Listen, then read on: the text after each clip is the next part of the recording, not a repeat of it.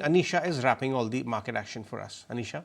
Well, yes, what an entertaining week it was for all the news flow that we got and the fresh record highs that we made in the week gone by, right? With Sensex hitting the mark of 80,000. You had the Nifty hitting the fresh record highs at around 24,400. And don't forget the banking index also saw quite a bit of rally. And of course, the broader markets too really participated. Having said that, the star of the week was clearly the small cap index, which managed to gain almost 3.5% for the week gone by. But talking about just today, the biggest laggard in the trading session today was HDFC Bank.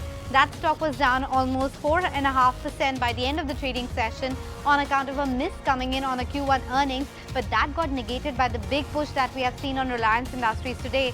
That stock was up almost 2.5%.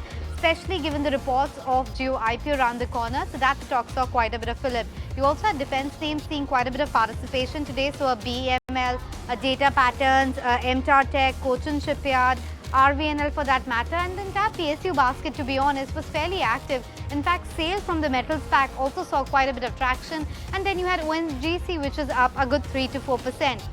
Overall, Titan was one of the laggards. We were expecting the Q1 updates to come anytime over the weekend. And interestingly, just ahead of that, Kotak has gone ahead and downgraded that stock. So that's something to watch out for. It's a reduce now versus an ad coming in on Titan today. So that's one stock which is down. Raymond, that one was a high flyer today. The demerger of the real estate arm clearly worked well. So at one point of time, that stock was up almost 15-16%. It's off the highest point of the trading session, but still above 10% mark. You also have Mahindra Life, which has closed the two deals, which was worth almost 2,000 crores. So that stock is in focus. You had a 2% gain there. Some of the data center plays, the likes of Blue Star, etc., were active in the trading session.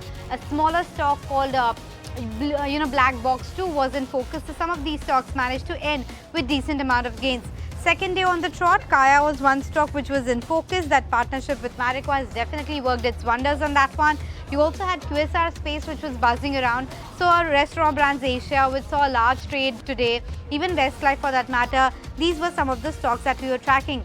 Ixigo, which reported its Q4 earnings, was also one of the stocks which was on investors' radar. So clearly, the day was filled with a lot of these big buzzers. Yes Bank also deserves mention because of that 11% gain that we saw. Ircon was a candidate for an order win, so that stock was up 10%. Vardhaman Textiles, New India Assurance, Railtel Corp and Thermax on account of that order win were some of the other big buzzers. But it's not just about today, even the week overall has been quite steady, especially for the pharma names. We have seen very good traction for the likes of Zydus. Wockhardt has been having a dream run of sorts. You also had other names within the system like a Loris Labs, etc. gain quite sharply in the week gone by. One of the best performing sectors for the week was oil and gas, so ONGC, Reliance. These were some of the heavyweights which were pushing that higher. Don't forget Castrol for the week. Today it might be tempered, but if you look at the week-to-date move, Castrol definitely had a very good run. On the losing side, however, some of the PSU entities were coming under pressure, and then banking names didn't really do much. M&M, for instance, was also down for the week. You also had Ultratech Cement coming under pressure, Bajaj Finserv, Airtel, Adani Enterprises. These were some of the big losers for the trading week. Bajaj Auto deserves a special mention for the week gone by on account of that CNG bike launch happening. It is the first bike which has got launched across the globe. Very good traction. The price range is 95,000 to 110,000. The other incumbents, the likes of Hero, TVS, etc., were in focus on account of that, because remember, this is a category disruptor here. This is the first time this bike has been launched, and you heard the comments from Mr. Gadkari as well as Mr. Bajaj in the press conference. Very, very enthused with the possibilities of the amount of traction it can gain.